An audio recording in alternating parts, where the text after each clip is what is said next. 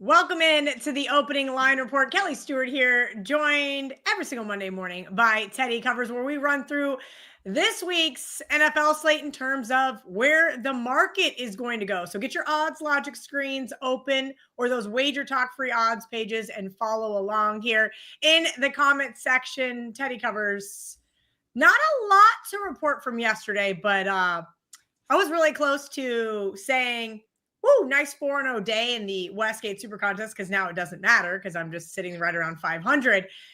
And then I realized that when I had switched the Broncos game from 24-7 to watch Packers-Bears, that some insanity ensued, at least from a side and total perspective.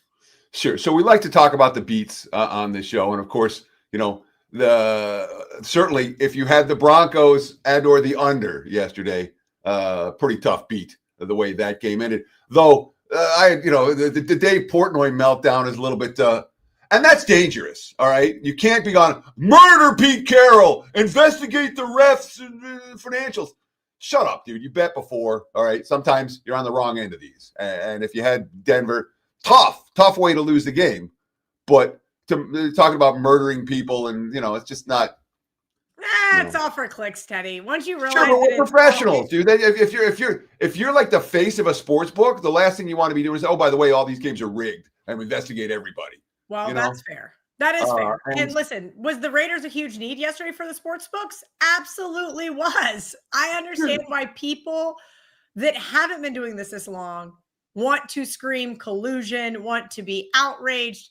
Would I be shocked to know that Pete Carroll knows the spread? No, I wouldn't. And just to give you a little FU on the way out the door because they got absolutely dominated by the Broncos, not surprising in the slightest. No, these things have. That's why we don't put all of our bankroll on any one given play. All right, no matter how good it looks, no matter how it plays out, shenanigans can and do happen. Remember the Eagles-Rams, all right? Which, in my opinion, was a worse beat than this one, or every bit as bad as this one. Maybe worse. But and that's fair. I was on the opposite side of that. So those are the good that come with the bad, and that's gambling, especially in the NFL.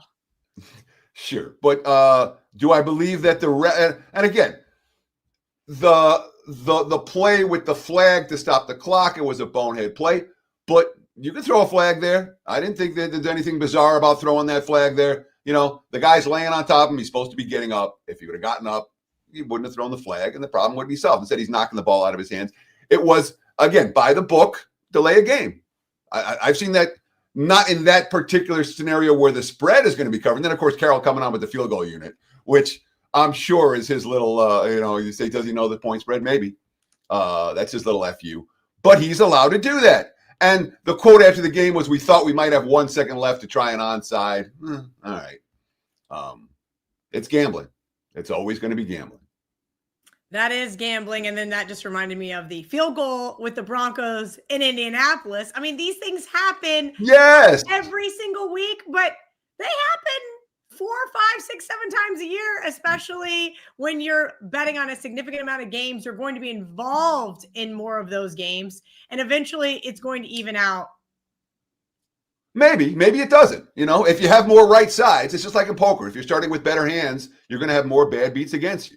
If you're starting with more right sides, it may not even out exactly. But the point is this, when the guy gets into the end zone and he does the celebration like, he's never been in the end zone, it's like, act like you've been there before. Bad beats are going to happen. They're a part of the process. If you can't handle it, you can't be betting. Plain and simple. So we all have our meltdowns. We all have our moments. All right. I have them. You've had them. We all have them. Okay. But it's okay to have a moment. But you got to calm down and move on to the next week. Luckily, I didn't have the wrong side of that one. Like Teddy says, if you're using proper bankroll management, you can live to bet another day. And that's what we're going to do here. We're going to get into week 15. Time flies when you're having a good time. Teddy Covers.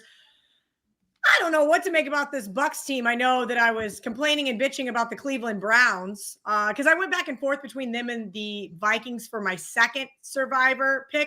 But really, I should be bitching about this Tampa Bay Buccaneers team who got absolutely dominated by the Saints yesterday. That was ridiculous. Then you've got, the Falcons. Kirk Cousins. A lot of people took the 7 with the Falcons with no avail. Pretty much after the first quarter, Seattle dominated that game. Talk to me about Falcons now, Thursday night. Oh, I'm sorry. I want to back it up. Monday Night Football, Teddy. What am I doing here? Monday Night Football is tonight. The Chargers play our producer, Dan Alexander's Philadelphia Eagles. You have a play up on WagerTalk.com.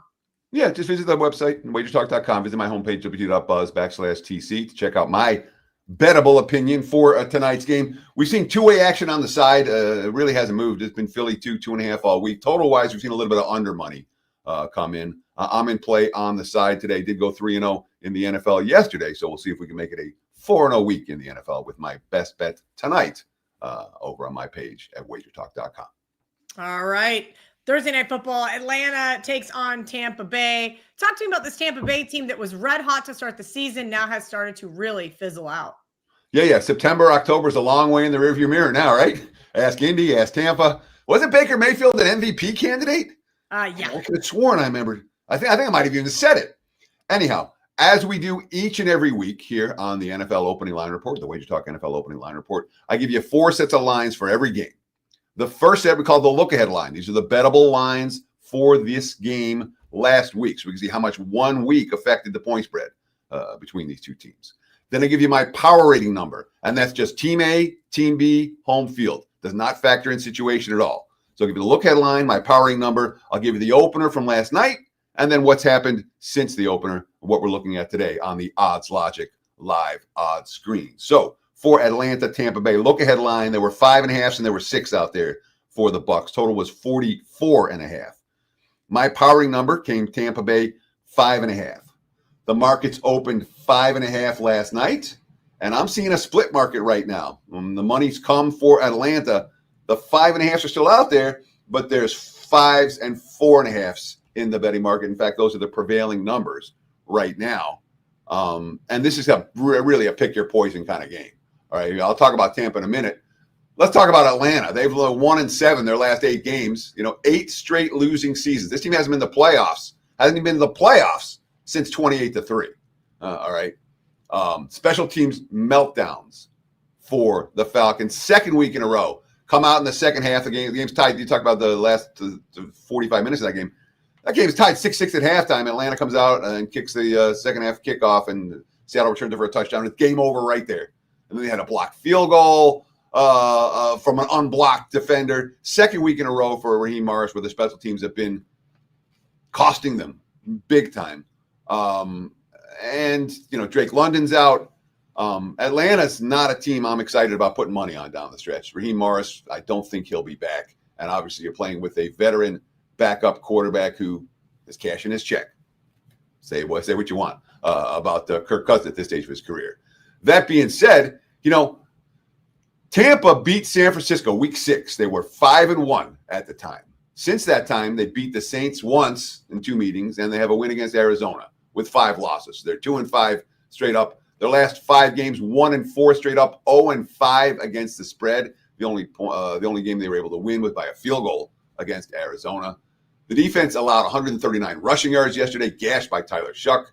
Baker wasn't good. 14-30 for a $122, 4.1 yards per pass attempt. That's not going to cut it. Todd Bowles, quote, doesn't matter whether the team was 12-0 or 0-12. It's the NFL. You have to show up and make plays, or the other team is going to beat you. Talking about how maybe they weren't up for a division rival at their home field to snap a losing streak. I don't know. Chris Godwin, the wide receiver, talking about the offensive struggles. Quote, I don't disagree that it feels disjointed. I can't put my finger on exactly why.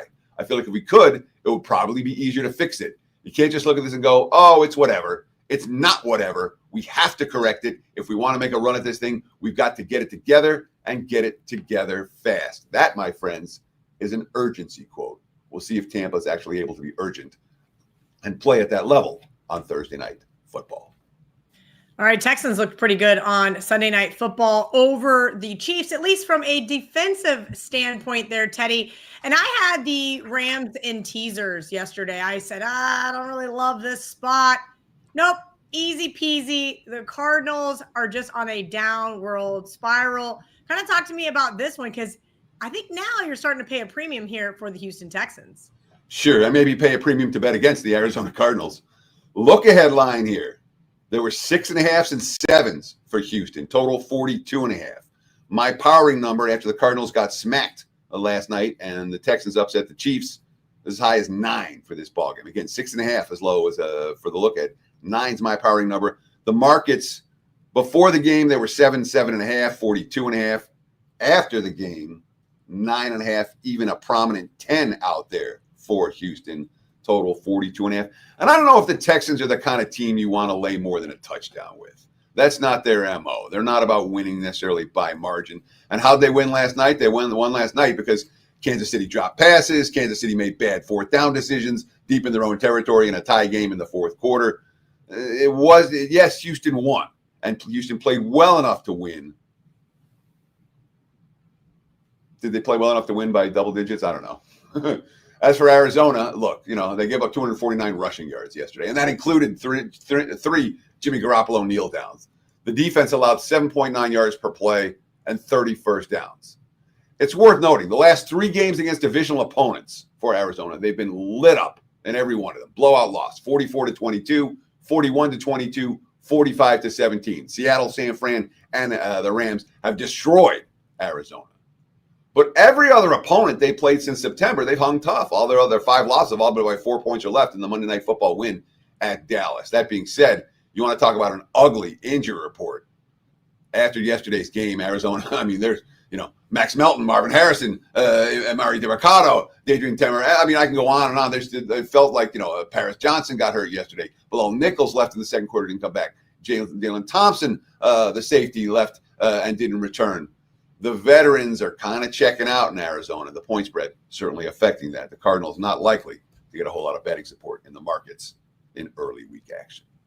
Ooh, I wonder if this team is checking out. I bet against them last week, and I got burnt. Teddy covers. Now the Raiders are headed to Philadelphia, who do play tonight on Monday Night Football. I think I'm going to I have one lowly survivor left, and then I never have to talk about it again in comment section, or at least not for the rest of this season. And I think I'm going to use Philadelphia as one of the legs. Do you think that's smart? Philadelphia coming off a road trip, going back home to play the Raiders. Raiders aren't winning a whole lot of games these days.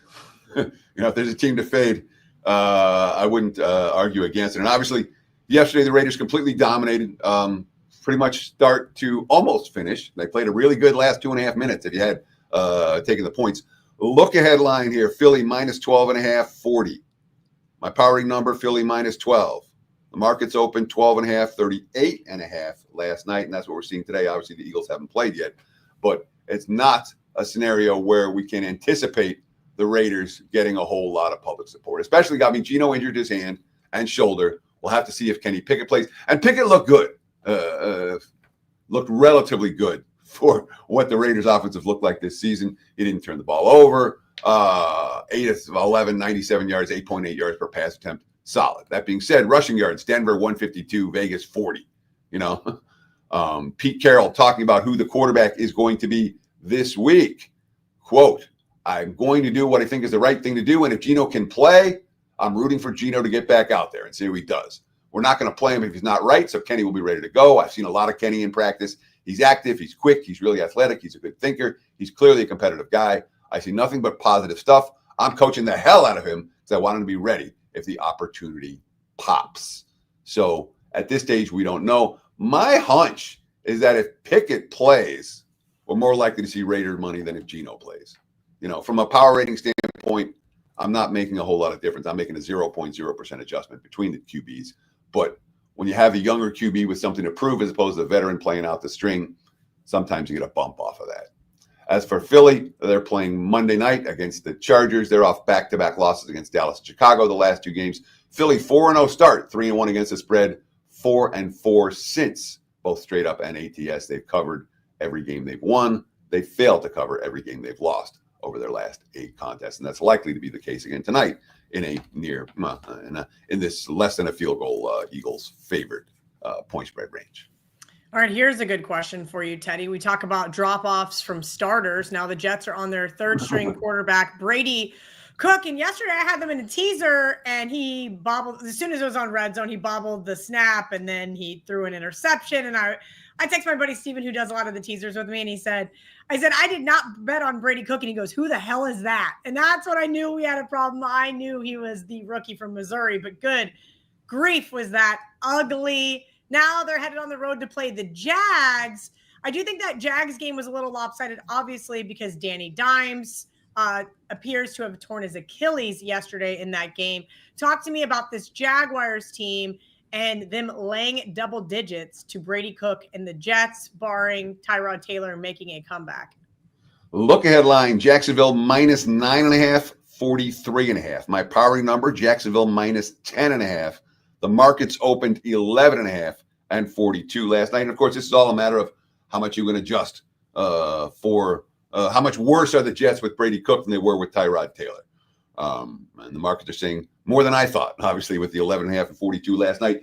And again, look at the Odds Logic live odds screen right now. I'm seeing 11.5s out there. There's a 12. There's a 13 with juice coming the other way. So I'm not anticipating that the Jets are going to attract a whole lot of money this week. And yeah, Brady Cook, the rookie from Missouri, finished 14 of 30, 5.4 yards per pass attempt, 0 touchdowns, 2 interceptions. I'll say this, he was better than Max Brosmer for Minnesota last week. That's the worst QB performance we're going to see from any quarterback this season, what we saw from Brosmer when the Vikings got shut out. So Cook was better than that. That being said, the Jets were 1 of 12 on third downs. They were outgained by more than 2 yards per play, and they were -3 in turnovers. The defense forced none again and allowed 239 rushing yards at 5.8 yards per carry. You know, Aaron Glenn, quote, "This game was definitely disappointing. Really hard to put this in words. The only thing I can say is I didn't have these guys ready to play. That was obvious by the way we went out there and played." You know, 15th straight non-playoff season for the Jets. They're starting 3 rookies on defense right now. And what they do, they allowed touchdowns on each of the first 3 series. They gave 153 rushing yards in the first half. Glenn was right. Jets were not ready to play this past Sunday, and Miami made them pay. As for Jacksonville, the Jets defense isn't forcing turnovers. Jags defense is. They forced 3 turnovers and knocked Danny Dimes out of the game. And they're still, remember, we talked about it at the time, the loss to the Texans, the game where they led 29-10 in the fourth quarter and then allowed Houston to score 3 fourth-quarter touchdowns and then get a defensive score on the final play of the game to win 37-29. They're still talking about that game, and that game has kind of been a rallying cry for the Jags ever since. 5-1 now, their last 6 games, the only loss coming to the Texans, and they talk about how that loss is still haunting them. You know, Travis Etienne, at the end of the day, I feel like no one likes us except for us. Just goes along for being in this organization and the way the organization has been for some time now. We're not going to get their respect. We kind of don't even care. As long as we know we have inside this locker room, we can go out there and take it. There's no better feeling than being disrespected and having an extra chip on your shoulder and having an extra edge. And that same quote kind of echoed by Trevor Lawrence. We all feel like a really good team. We probably don't get the credit we deserve. Everyone talks about every other team, even our own division. All those other teams are going to go win the division, and nobody cares about the Jags, which is fine. It's just kind of how it is. We'll use it as a chip on our shoulder and keep playing. It doesn't really matter. Liam Cohen, same quote. I don't know if we'll ever really get respect. That's the beauty of it. It ain't coming. You know that. And that's totally fine. Our guys just keep finding ways to get a little bit pissed off and play their tails off and execute at a higher level. So that whole no respect. They're talking about that a lot in the Jags locker room. They're talking about the game that they blew in the Jags locker room.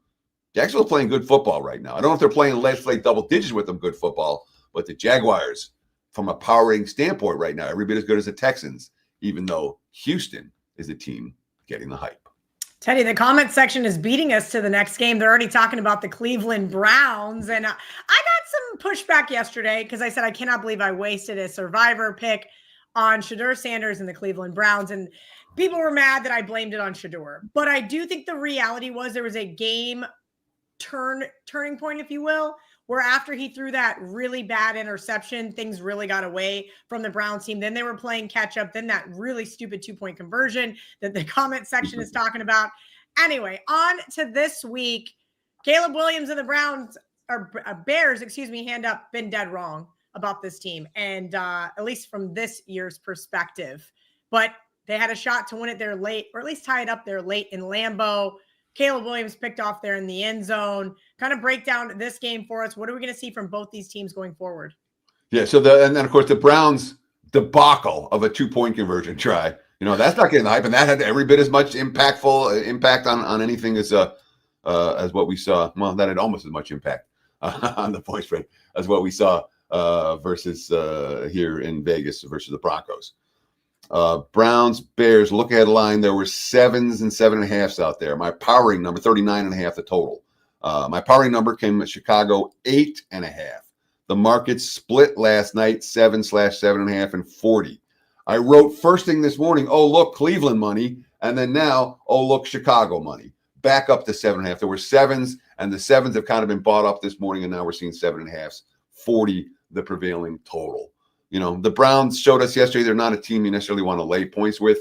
Myles Garrett was great. 3 tackles for loss, another sack, but the defense got gashed 184 rushing yards in that ball game.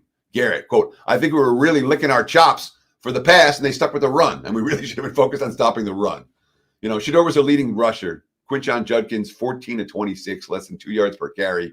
Yards per play, worth noting. Cleveland lost the game. Well, they had 6.4 yards per play to Tennessee's 4.6. And when you win the yards per play battle by nearly 2, you usually win those games, at least in straight up fashion. They were 3 of 3 in the red zone. They hung 29 points in the snow.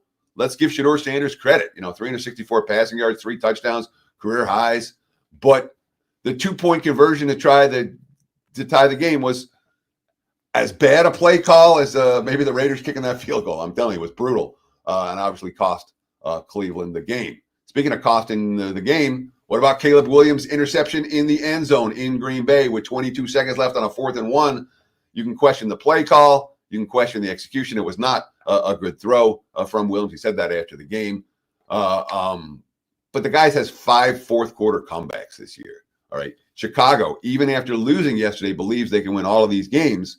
That being said, are they a team that we want to lay points with? The defense had a lot of problems against Green Bay in terms of the big play passing game. Packers converted 8 of 12 on 3rd downs. All 3 touchdowns were 20-plus yard plays. They only had 1 takeaway. The Bears, of course, been living on takeaways this season, and the betting market's very excited to see Chicago not win the turnover battle and cash, obviously, if you had the Packers yesterday, a wise guy side. You got there by the hook if you got the best of the number. And I will take that after that Broncos game by the same hook. Let's kind of get into these next set of games, Teddy. But before we do, you mentioned you've got to play up tonight for Monday Night Football over at WagerTalk.com. What do you have going on within the entire slate of games? I know you do a lot with NBA. Obviously, college football only has 1 game this weekend. Are you looking for anything for the college football playoff yet? Oh, yeah. So today's going to be a big bowl day. All right. We haven't, we did a little bit of preliminary work last night. There wasn't a mature marketplace yet. We decided to table the discussion and come back today. So we'll spend some time with college football absolutely this afternoon. I'm not sure what I'm going to post and what I'm not going to post. You want to be real sure who's playing if you're going to post this early. But we'll be working college football bowls throughout the course of the day. I'm not involved in hoops at all today. It's a very limited card in both the NBA and college basketball. I have an initial opinion on both NBA Cup games for tomorrow. So we'll see where those numbers come out. Tonight, I expect to be involved in the association, and obviously off the 3-0 yesterday in the NFL. The Sundays have been good. I'm 10-4, 71% over the last 5 Sundays. So the Sundays have been good. Let's see if we get the Monday night to be good. Again, check out my homepage, www.buzz/TC, if you'd like to get on board with tonight's Monday night winner. I also want to thank all you guys for watching. I want to thank you guys for commenting. The likes, the comments, and of course the follows make all the difference. WagerTalk TV approaching 250,000 followers. Thank you. And the reason we got there is because we're putting out good free content every day. If you like this type of stuff, give us a follow. Cheers. And check out the homepage at WagerTalk.com. All right, a game I'm really excited for because I pretty much watched the Bills-Bengals game. It was on Red Zone all day long because it was the most exciting game yesterday morning. They're now headed to New England looking for a little bit of revenge here, but we got a split number in the marketplace. Yeah, we do. Look ahead line here. Pats minus 1.5, 47.5. My powering number came pick'em. The markets last night, it was more Buffalo minus 1/1.5, 49.5. And you talked about it. Right now, you can take one with Buffalo. You can lay. You can take 1.5 with New England.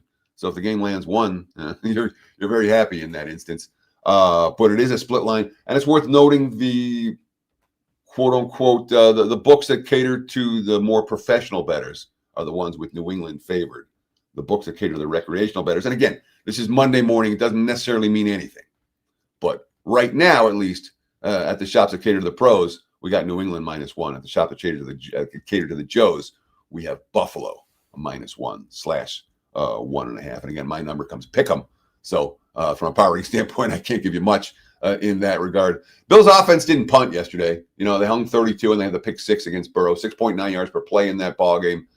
2 straight wins for the first time in a month.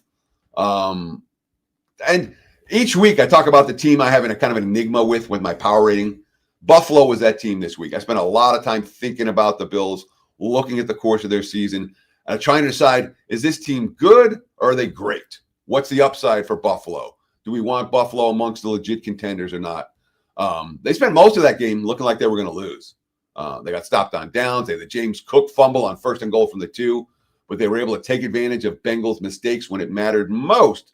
And that's kind of the character that the Bills have. I give them credit in that regard. The Pats, they won 10 straight, and then went into a bye week. I'm not convinced that is a bet-on scenario off that 33-15 win on Monday Night Football against the Giants. It's the longest winning streak since 2015. Drake May, interesting quote. Just trying to be the face, trying to be the conductor, trying to want the pressure. You want the ball in my hands. A game like this, that's likely to come down to one team or the other team executing down the stretch. That a positive quote for New England and Drake May in that regards. This kid saying, I can handle it. I want the pressure. All right, interesting scheduling spot for these two teams. They just faced each other on Thanksgiving. Baltimore's now at the Bengals. And as I mentioned, the Bengals put up a nice fight yesterday there in Buffalo, got the cover, had a really good shot there to get the win until it kind of got away from them late. Let's talk about this Ravens team, though, Teddy. I don't know what to make of them. You and I discussed last week, maybe Lamar's a little bit more injured than we thought. Are we still on that? Or what is going on with this offense? Look ahead line here. Baltimore -2.5/-3 was a split line right around the key number of 3. Total 51.5.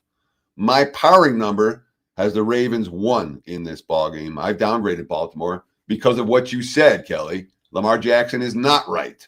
And that was very clear again in the loss to Pittsburgh yesterday. The markets opened 2.5, 51.5 last night. We're seeing 2s and 1.5 starting to pop up in the markets right now. Still 2.5, the prevailing number. Total still sitting at 51.5. So worth noting that Baltimore, again, the key calls went against the Ravens yesterday. But what do you want in the locker room after the game? You want the team saying we're turning the page, we're focusing on next week's divisional matchup. That's not what we got from Baltimore. We got everyone complaining about the refs.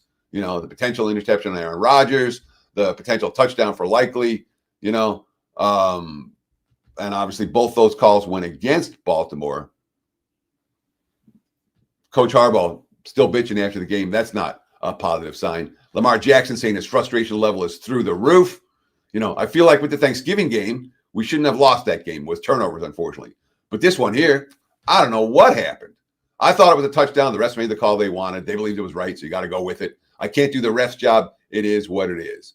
I mean, I had Pittsburgh yesterday, and I'll tell you flat out, I don't win a lot of games outright when the opponent runs for 217 yards at 5.4 yards per carry, and my team runs for 34 yards at 2.0 yards per carry. But Baltimore, 2 of 6 in the red zone, -1 in turnovers, and the Ravens defense. Aaron Rodgers didn't complete a pass longer than 31 yards in the whole month of November.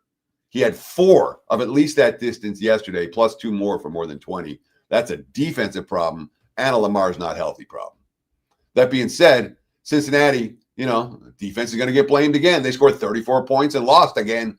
It's hard to win when you give up 39. It's hard to win when you can't force a punt. It's hard to win when you're up 28-18 in the fourth quarter and Joe Burrow turns all over on back-to-back possessions. His first turnovers in his 4 starts this season. He did lead them down the field for the backdoor touchdown, but then the defense allowed a 3rd and 15 Josh Allen scramble, and that was that. Worth noting, the quotes coming out of the Bengals locker room, past tense.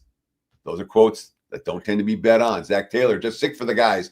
They more plays than us down the stretch. That was the game.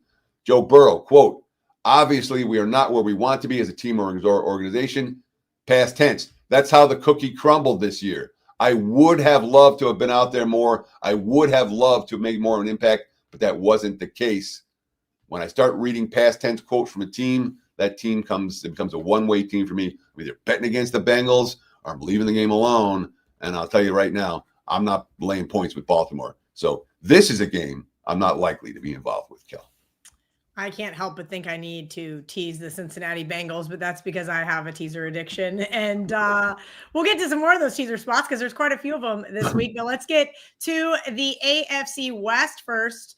Teddy, the Chiefs last night, we kind of spoke about this team and not necessarily their fall from grace, but I think that everybody's been so used to them being dominant over the past, 5-6 seasons that now when they aren't offensively just blowing everybody's mind, people kind of tend to overreact. But I do think there are some inherent issues here with Kansas City. Chargers still a sizable underdog here, though, on the road. Sure are. Look ahead line here. KC 4.5, 44.5. My powering number. And again, this is after Kansas City lost last night, but LA hasn't played yet. My powering number is 3.5. The market's 4.5, 44.5 last night. And that's, I think, what we're seeing still today. There's some 4s and 4.5s, 43.5. So we've seen some under money and we've seen a little bit of Chargers money. Obviously, Chargers now 4-1 straight up their last 5. The only loss came before the bye in that debacle at Jacksonville. The Chiefs off that Sunday night loss to Houston. They're now 1-4 straight up their last 5 ball games. Kansas City, not a team I'm excited about laying a price with. Yeah, I just don't see a world where you want to lay points with this team right now. And here's another team. Well, 2 teams. I'm not sure even what to make of this game. We've got the Commanders. I know last week they took a ton of steam. Jaden Daniels coming back, and just Minnesota and J.J. McCarthy played their best game of the season. New York Giants, I don't know. I know they can't keep Jameis in there when they've got Jackson Dart, but it just seems like it's a lot more fun when Jameis is under center for the New York Giants. So Minnesota had a really good game. They blew out Cincinnati. I think it was week 3. They blew out Cincinnati. So they've had other good games this season. One last thing, Chargers Chiefs. If you like the Chargers tonight, I wouldn't argue with the concept of putting a little 2-teamer in there with Chargers tonight, along with Chargers against the Chiefs. If LA wins tonight, that line's not likely to be 4.5, given the circumstances for those 2 squads. So that's a possible way to maximize your investment. The Commanders, look at line. They were -1.5. They were -2.5. Total 47.5. My powering number has the Giants -1.5. The markets opened 1.5 to 2.5 last night. 46.5 for Washington, New York. We've seen over money come in. We've seen the markets. They're not settled yet, but I'm seeing more 2.5s and 2s than 1.5s, 1s. But we don't know what's going to happen with the Washington's QB situation. Jaden Daniels came back. He did not last long. He wasn't good in his return. 9 of 20, 79 yards, no touchdowns, 1 pick, just 3.9 yards per pass attempt. He had 4 carries for 16 yards, along of 5. And each of the last 3 games, Jaden Daniels has been in for Washington. He's been knocked out. So, Mariota's now 1-5 as a starter. He threw a pick and lost a fumble in relief of Daniels. Quote from Terry McLaurin, the wide receiver: when you get beat 31-0, it's not about offense or defense. It's just bad. We didn't play any kind of complimentary football, and this is a result.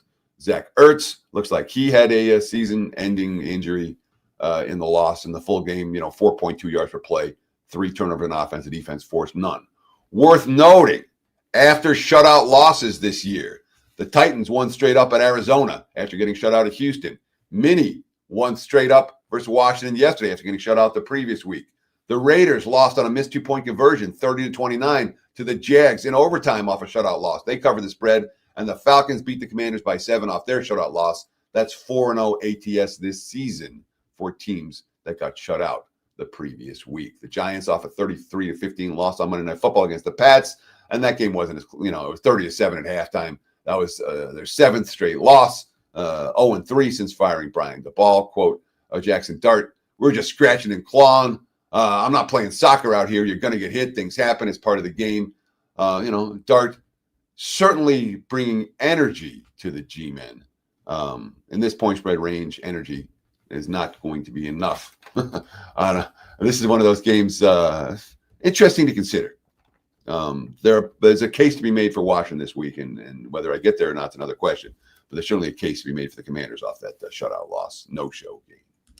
All right, Teddy, one of my favorite things that you talk about is the drop-off between whether it's starting quarterbacks, wide receivers, offensive linemen with cluster injuries and so forth. So no Daniel Jones. Now we have Riley Leonard going on the road. We know how historically rookies do in their first road start. And the point spread is definitely indicating it's not going to be pretty for the Colts. So I made an adjustment for Indy. And again, Danny Dimes was not healthy. All right. So it wasn't like Indy was right when their quarterback was on the field. He was literally playing with a fractured tibia, broken leg. I made a 4-point adjustment to my powering number. The markets made a bigger one. Look ahead line here. Seattle 3.5, 46.5. My powering number, Seattle 9.5. The markets opened 10/10.5, 43.5 last night. And we're seeing 11.5s and 12s out there. Again, a market adjustment between last week and this week of look headline was 3.5. Now we're seeing 12s. One player got hurt. That's a significant adjustment. And one injured player got more injured. That being said, Riley Leonard's no NFL quarterback. 7-1 start for the Colts, 1-4 since. The schedule close out. KC, Houston, Jacksonville, Seattle, San Fran, Jacksonville, Houston. Ouch. They've already lost the first 3. The quotes after the game, Alex Pierce, wide receiver, quote, that's our team leader, our team captain. It's brutal. That'll be the challenge this week. Refocus. The pass, there's nothing we can do. We knew the magnitude of this game. We needed to win this one. All we can do is focus on the next one. Obviously, Indy, they're a promising start. They're trading 2 future number 1s to bring in a cornerback who's now on injured reserve for a team that doesn't look like they're going to make the playoffs anymore. Yeesh. Colts went all in at the wrong time. As for Seattle, second week in a row, we're getting these special quotes again about this defense. I'm worried. Quote, this defense is super special. We got a lot of special dudes on this team from the first level of the D-line to the linebackers to the secondary. This defense can be historic. Almost. The return of safety, Julian Love, the return of the defensive tackle, Jerron Reed.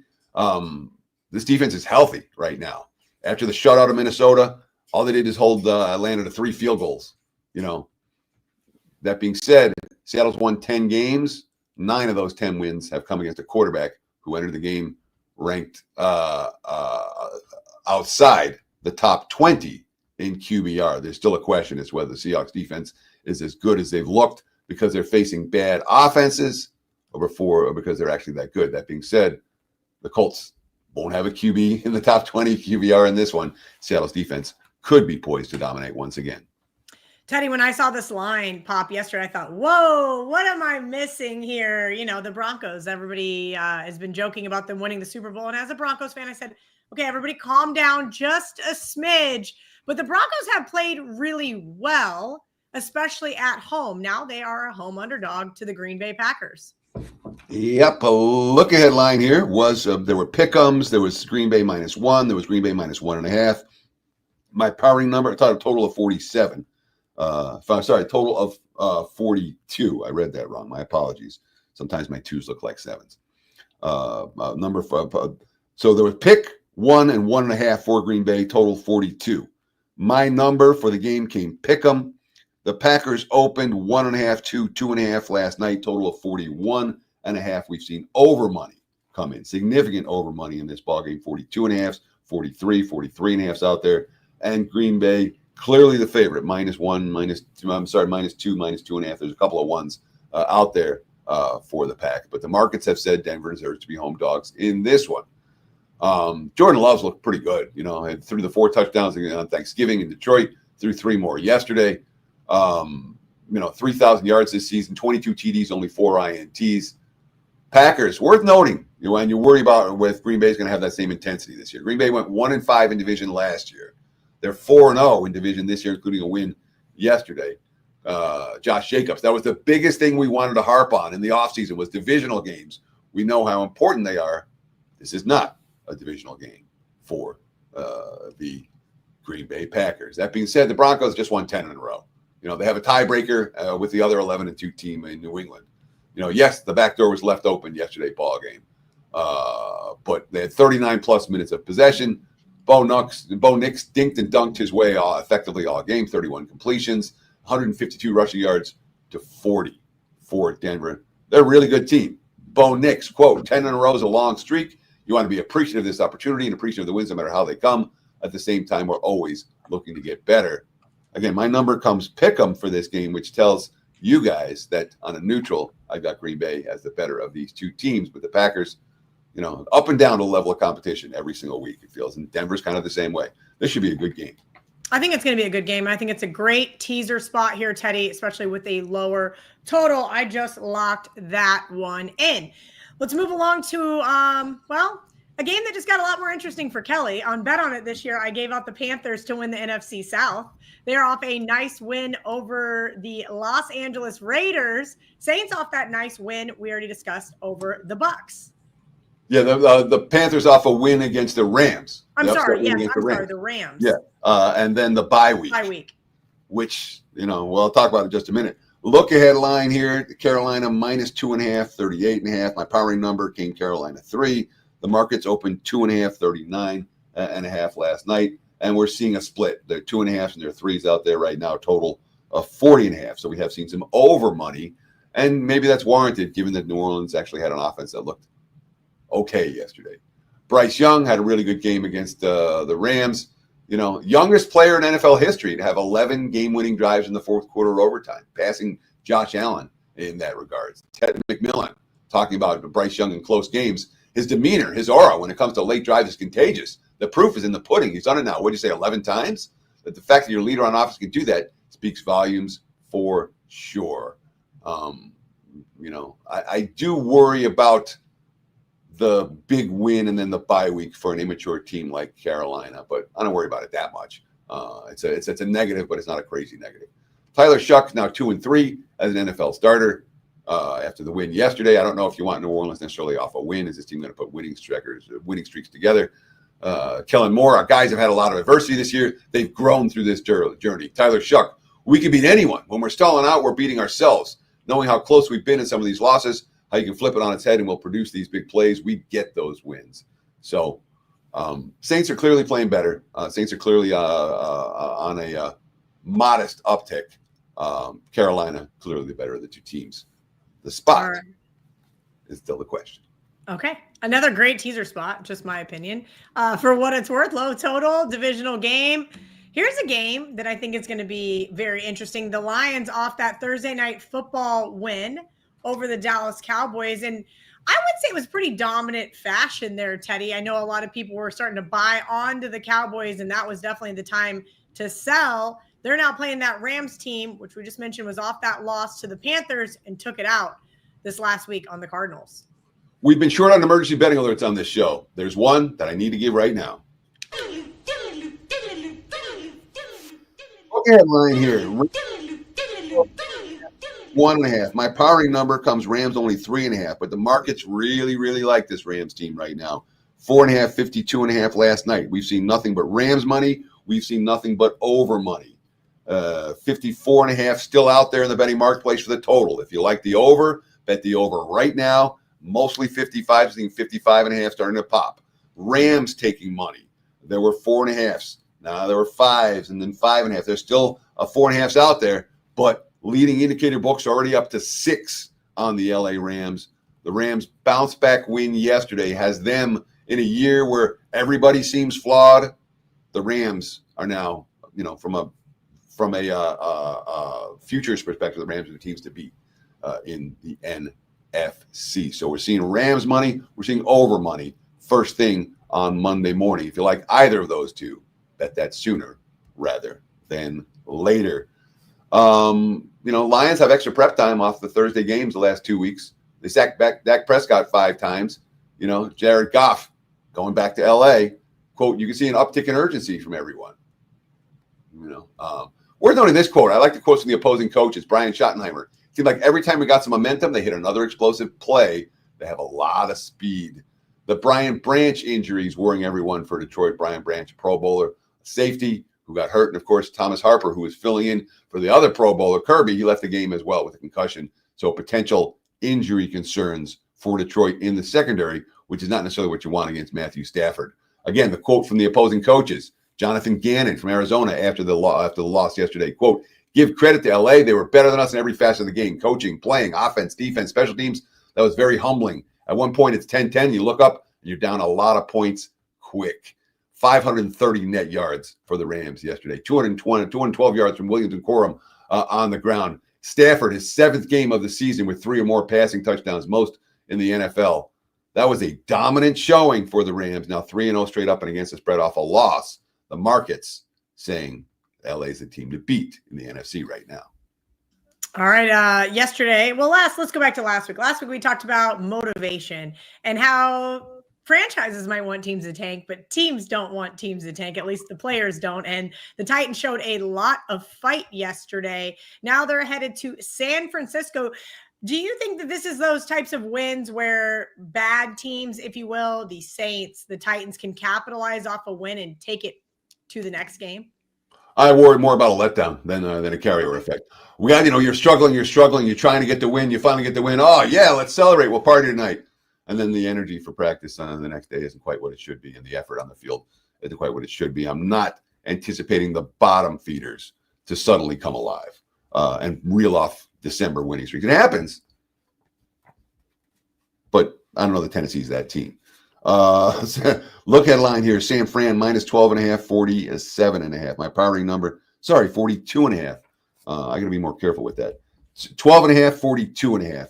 Titans, Niners. My powering number, San Fran 12. The market's open 12.5, 43.5. We have seen over money come in for this one, 44.5 now the prevailing number, although leading indicator books are pointing under now on the 44.5. So there's no urgency. If you missed it, you missed it. Tennessee, finally an offensive game plan that made sense. There were all these games presented this year where Tennessee was dropping their rookie quarterback the pass 40 times and handing the ball over 12. Well, yesterday, 35 carries, 184 yards. Tony Pollard, a huge game. And Cam Ward, 14-28 for $117. Nothing downfield at all. That's fine. They were still outgained by 1.8 yards per play by Cleveland.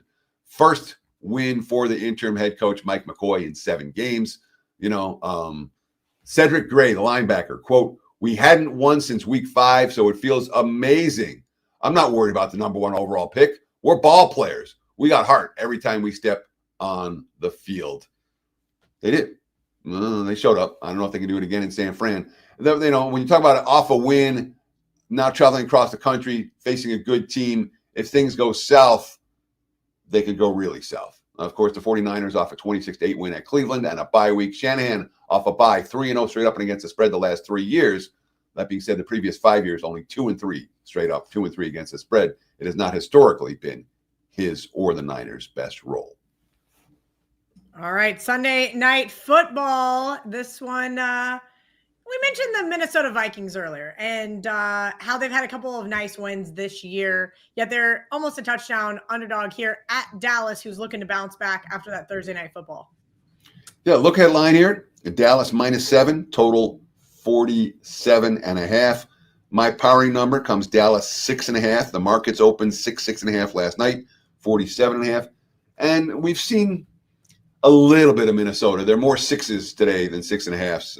Last night there was more 6.5s than 6s, but it's not like the markets have done a whole lot in this ballgame side or total. The Vikings entered yesterday's game having 22 consecutive possessions without scoring a touchdown, and they put up touchdowns yesterday. McCarthy, 3 of them.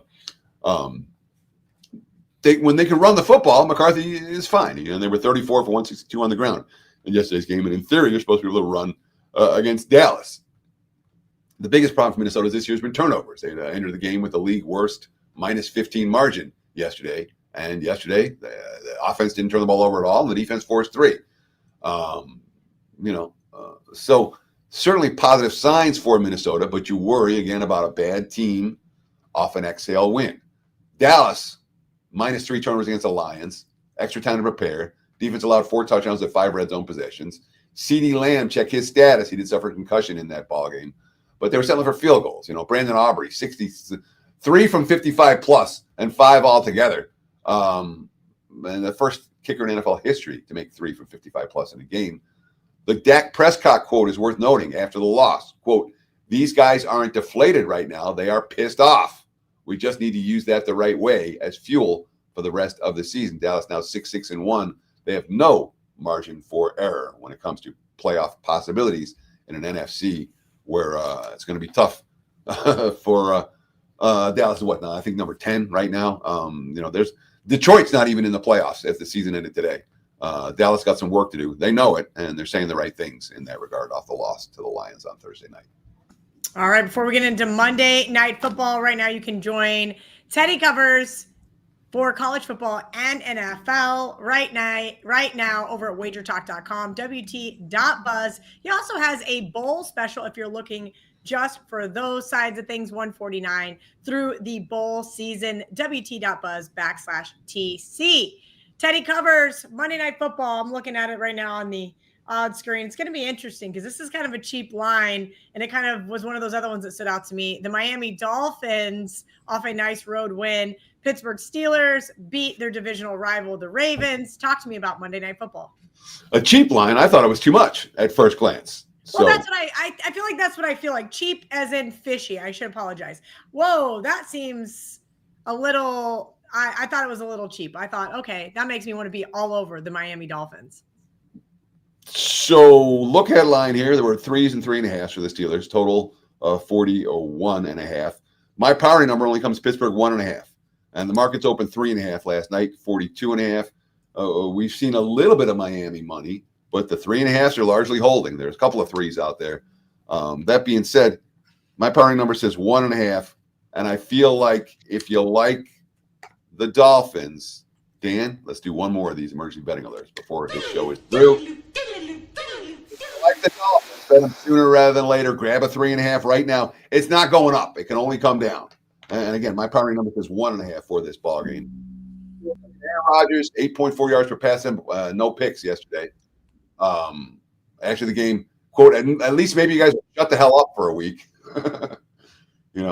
Yesterday, he didn't have a pass longer than 31 yards for the whole month of November. Yesterday, he had 4 31 plus and then 2 more 20-yard passes. 27 points in a game where the Steelers gave up 217 rushing yards and had 17 carries for 34 yards themselves. You don't usually see those type of issues or those type of performances from teams that have those type of numbers. So Pittsburgh, yesterday's win against Ravens, I'll leave it at that. Dolphins last year started 2-6 and went 6-2. Their next 8. This year started 1-6. Now they're 5-1 the last 6. And again, when you rush for 239 yards on the ground, you do that in the NFL. You win. When you go 4-4 in the red zone like Miami did yesterday, when you do that, you win. When the defense forces 3 turnovers, the offense has none. When you do that in the NFL, you win. They won a cold weather game last year in Cleveland. They won a cold weather game yesterday in New York. So there's certainly hope for Miami in a cold weather game here. Tua Tagovailoa, quote, "I don't think I've been in the league where I've had a stretch like this one in terms of the start to the year and finding that flow towards the later end of the season." Miami feeling like they have a flow right now. Pittsburgh coming off a tough, hard-fought, and maybe a little bit lucky divisional win and laying more than a field goal in early betting action this week. All right, great stuff. As always, from Teddy Covers, at Teddy_Covers. You guys can catch him here on the opening line report. You can catch him on Wager Talk today, and he's been doing a great job on End Zone Live with the Prez on Sundays, getting you guys all that live betting action for the morning slate. Teddy, thank you. We'll see you next week. For those of you guys waiting around, Wager Talk today with Andy Lang and Dan Alexander is up next.